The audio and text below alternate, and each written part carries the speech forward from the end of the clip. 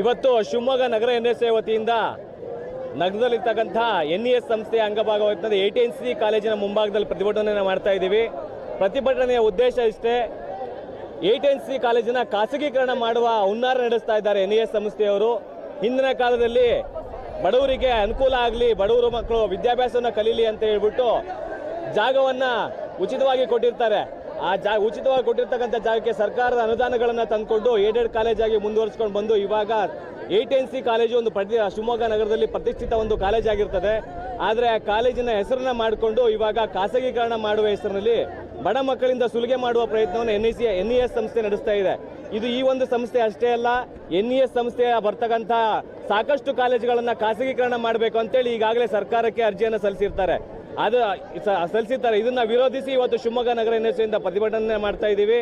ದಯವಿಟ್ಟು ಆದಷ್ಟು ಬೇಗ ಈ ಒಂದು ಹುನ್ನಾರವನ್ನು ಏನು ಕಾರ್ಯಕ್ರಮಗಳನ್ನು ಹಮ್ಮಿಕೊಂಡಿದ್ದಾರೆ ಇದನ್ನು ಆದಷ್ಟು ಬೇಗ ನಿಲ್ಲಿಸಬೇಕು.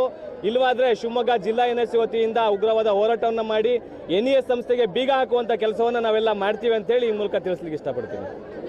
ವಿಜಯ್ ಕುಮಾರ್, NSA ಜಿಲ್ಲಾಧ್ಯಕ್ಷರು, ಶಿವಮೊಗ್ಗ. ಫೈನಲ್ ಇಯರ್ ಬೀಗ ಮುತ್ತಿದೆ.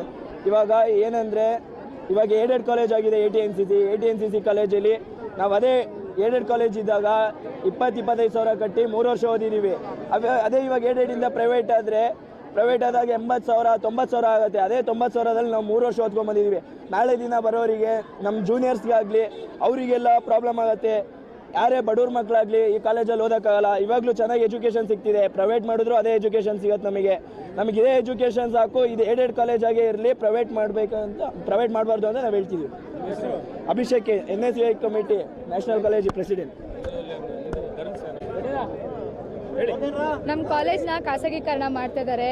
ತುಂಬ ಬಡ ಮಕ್ಕಳೆಲ್ಲ ಬರ್ತಾರೆ, ತುಂಬ ದೂರದ ಹಳ್ಳಿಯಿಂದೆಲ್ಲ ಓದೋಕ್ಕೆ. ಇವಾಗಲೇ 35-40 ಸಾವಿರ ಕಟ್ತಾರೆ.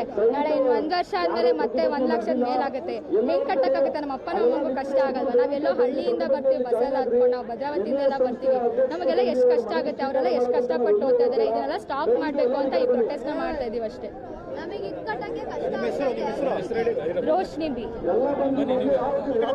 ಮತ್ತೆ ಇನ್ನೂ ಜಾಸ್ತಿ ಮಾಡಕ್ ಹೋದ್ರೆ ನಾವ್ ಹೆಂಗ್ ಕಟ್ಟಕ್ಕಲ್ಲ, ಮಾಡಬಾರ್ದು ಅಷ್ಟೇ ನಾವು ಕೇಳೋದು. ಈಗಲೇ ನಾವು 30 ಸಾವಿರ ಗಟ್ಟಲೆ ಮೇಲೆ ಕಟ್ತಾ ಇದೀವಿ. ಮತ್ತೆ ಇನ್ನೂ ಜಾಸ್ತಿ ಆದ್ರೆ ಈಗ ವರ್ಷಕ್ಕೆ 90 ಸಾವಿರ ಆಗೋಗ್ತದೆ, 1 ಲಕ್ಷ ಆಗುತ್ತೆ. ಯಾರಿಗ್ ಗೊತ್ತು ಎಷ್ಟಾಗತ್ತೆ ಅಂತ? ಎಲ್ಲೋಗ್ಬೇಕು ನಾವು ಓದಕ್ ಮುಂದಕ್ಕ ಮೇಲೆ? ಈಗಲೇ ಕಷ್ಟ ಆಗ್ತಾ ಇರತ್ತೆ, ಈಗಲೇ ಓದೋದು ಬೇಡ ಅಂತಾರ ಮೇಲೆ ನಾವ್ ಹೆಂಗ್ ಹೋಗ್ಬೇಕು ಮುಂದಕ್ಕೆ? ಮಾಡಬಾರ್ದು ಅಷ್ಟೇ ನಾವು ಕೇಳೋದು. ನನ್ನ ಹೆಸರು ನಿತ್ಯ.